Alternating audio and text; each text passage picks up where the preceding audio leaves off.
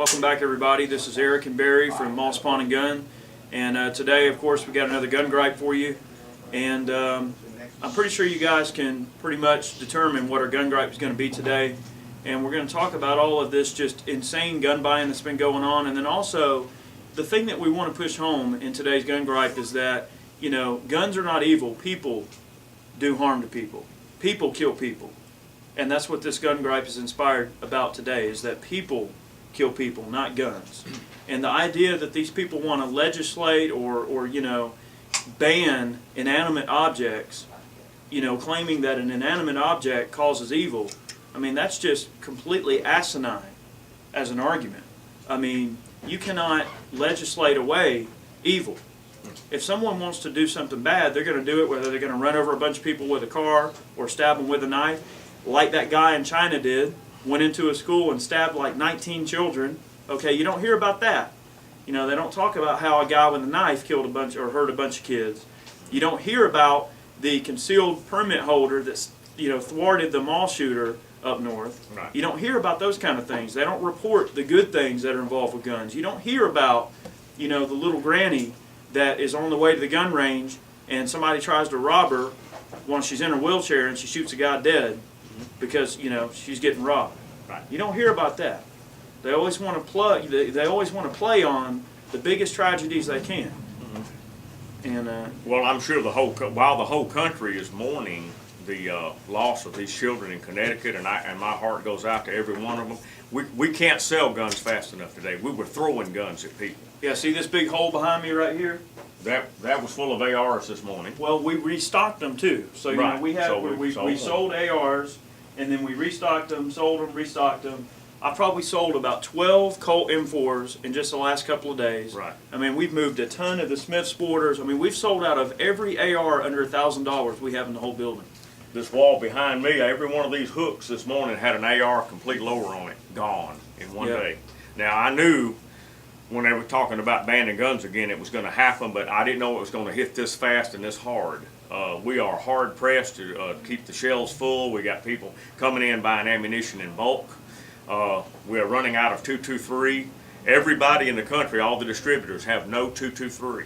That's right. So we can't even get ammunition to restock. And the distributors, when we call them up and ask them if we can replenish our supply of ARs and stuff, they're like, "Ha!" They hang up on us. They don't even have time to talk. They're so busy trying to fill orders. Yeah.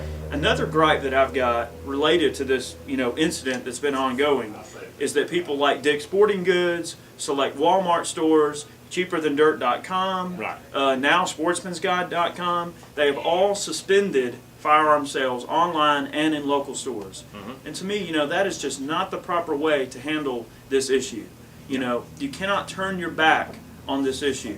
People are scared, they're buying guns, and an atrocity or, you know, a sad event happens like this and people rush out and buy guns. What does that tell you? They want security.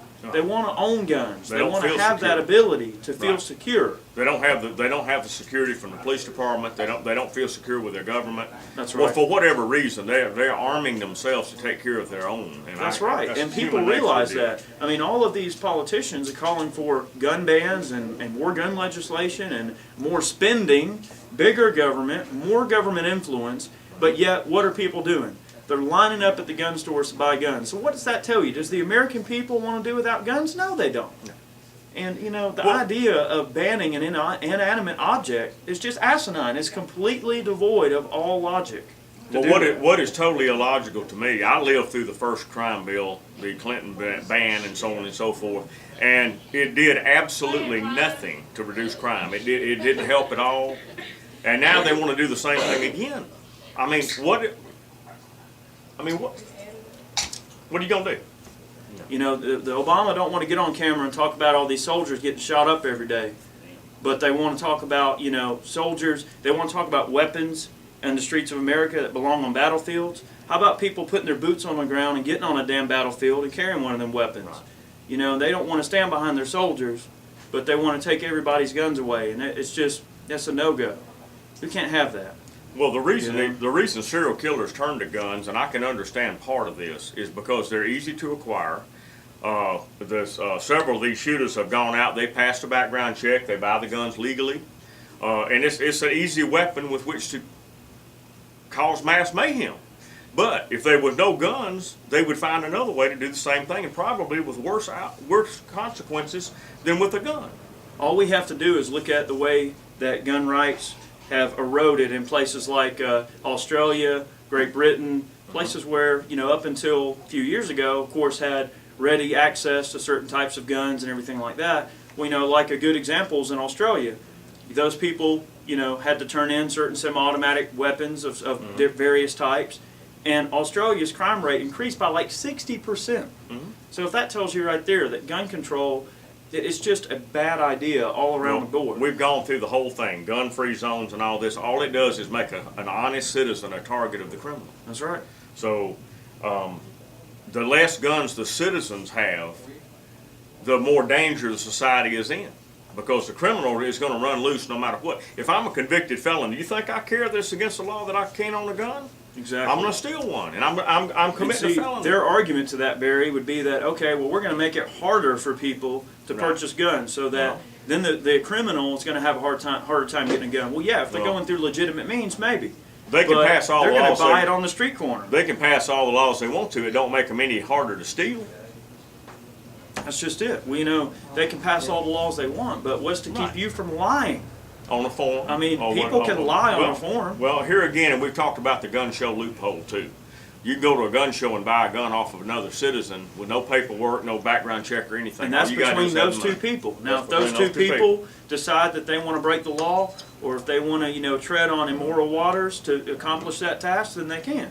But the thing is, that's an individual thing. Right. Now, just like this whole, you know, horse crap with Bloomberg. When Bloomberg sent all these cronies down from New York to commit all these straw sales, okay, Purposely setting up gun deals. Okay. Well, when Bloomberg did that, essentially what he did was he sent government officials to Georgia to commit felonies. Now, I don't care who you are. If you're with the government, whatever. If you lie on that form, you are committing a felony. That's correct. It doesn't matter who the hell you are. So Michael Bloomberg essentially sent government agents down to Georgia in sting operations to commit felonies. And you look at all this Fast and Furious scandal. You know, Obama's not going to go on record and get on TV and talk about Fast and Furious because he knows that was a giant fiasco. So you want to talk about regular people getting guns or regular people being deprived of their liberties and owning certain guns, but then you're going to let a bunch of dang drug cartel people in Mexico get away with a bunch of guns and kill border agents? That's okay to do? I mean, come on. But I mean, are you for real? Passing another law isn't going to do a thing to stop anybody from committing some kind of carnage or whatever they want to do. They're going to find a way to do it. We were talking about an example. There was a nightclub somewhere up in New York several years ago. They had 300 people in this nightclub, 200 more than they're supposed to have in there by the fire marshal. Well, the doors were blocked. No one could get out. They had a fire in there, and almost everybody perished in the fire. Right. People trampled each other trying to get out of the building. People were burned alive. There's all kind of ways. I mean, if you really wanted to set somebody up and do a lot of damage, you can do it. But people turn to the gun because it's easy. You go buy the thing and then you take it, load it up, and you go whatever you have to do. And we were talking about the kids in the video games. They were talking about that this morning too. This kid that went and shot up the school in Connecticut. We've already touched on all this stuff. Went on, right. You know, they talked about he watched these video games and all this other kind of thing. But passing a law is not going to do any good. And we're selling guns like crazy. We are running out of ammo. We're running out of guns.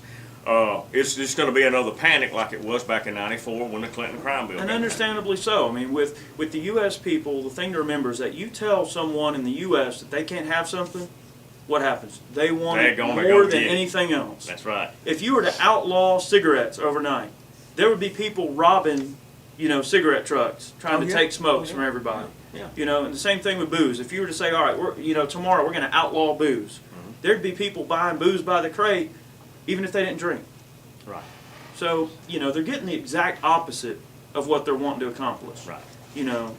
It's totally counterproductive. It is counterproductive, and I think they have bigger fish to fry. They have better things to worry about right now than guns. And honest citizens are paying, they're soon going to be paying 2 or 3 times what the gun should retail for. And they're going to buy them.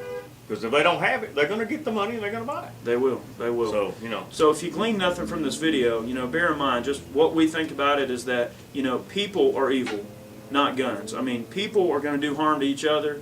There's been no stop to that since the beginning. Okay, you throw a rock, you sharpen a stick, whatever. Weapons have progressed over the years, but just because a gun can be a tool for that purpose doesn't mean that you just blame the object. Are you going to ban rocks? I can kill you with a rock. Are you going to ban that? So the thing is that if somebody wants to hurt someone, they're going to do it. The gun-owning community is some of the most squared-away people you'll run into. Now, granted, there's some bad apples out there. Yeah, they make us look bad. And then, of course, there's people out there that just do crazy crap that can really make gun owners look bad. And right now, it is more important than ever to write your congressmen, your senators, everyone in office, ring the NRA off the hook, make your voice heard, make people know what's going on, get in on these petitions, sign these petitions that, petition the government to not support any anti-gun legislation. And, in numbers, the voice of gun owners will be heard if you're willing to really put it out there. And people, you've got to pick up that phone, you've got to call. You cannot sit on the sidelines on this one. Not on this one. That's right. Not on this one. We're in this together, or we're all going to hang separately. That's all all there is to it. So Join or die. that's it. That's it. If you want to watch your rights steadily be eroded, let them appoint another Supreme Court justice and outlaw the Second Amendment. It'll be history. And then what's going to happen after that? So I care not to speculate. I don't even want to think about it. I don't even want to think about it at all either. Well, anyway, we've given y'all enough food for thought, and so we appreciate y'all watching the videos. And this is a gun gripe for this week. That's and right. We're going to have some more videos coming up. We're going to have some more entertaining videos coming up. That's It's right. not going to be all this serious doomsday. Yeah, I mean, and believe stuff. me, people, we are not about doom and gloom. I mean, we want you guys to enjoy your hobby, enjoy shooting sports, share it with people around you. We need you to put firearms ownership out there in a positive light. Get someone into the into the industry. Get someone into the interest of shooting, and it's all of our responsibility to promote safe and responsible firearms ownership. And this stuff like they're talking about on TV and all this anti-gun legislation, don't let it get to you. Enjoy your holiday. Enjoy your Christmas. Be with your family. And right now, the families are the most important thing. Spend time with your kids. Spend time with your family. But remain vigilant, and remember that those people will sweep it under the rug in the midnight hour if you let them. They will. And don't let them. They'll pass a gun legislation law on a highway bill or something. They'll will sneak it under the door, and it's happening. It's going to happen. They want your guns, and they will sweep it under the rug any way they can. And remember, gun control and confiscating guns, taking guns, regulating guns makes it one step closer to them having every aspect of control over your life. Remember that Second Amendment guarantees all the rest. Right. The Second Amendment was so important to the Founding Fathers, they made it the second one.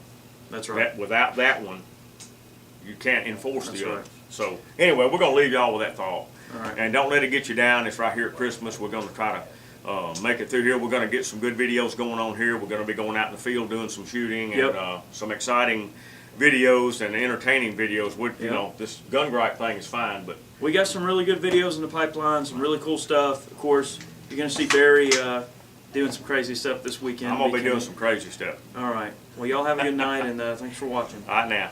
Y'all have a good evening. All right.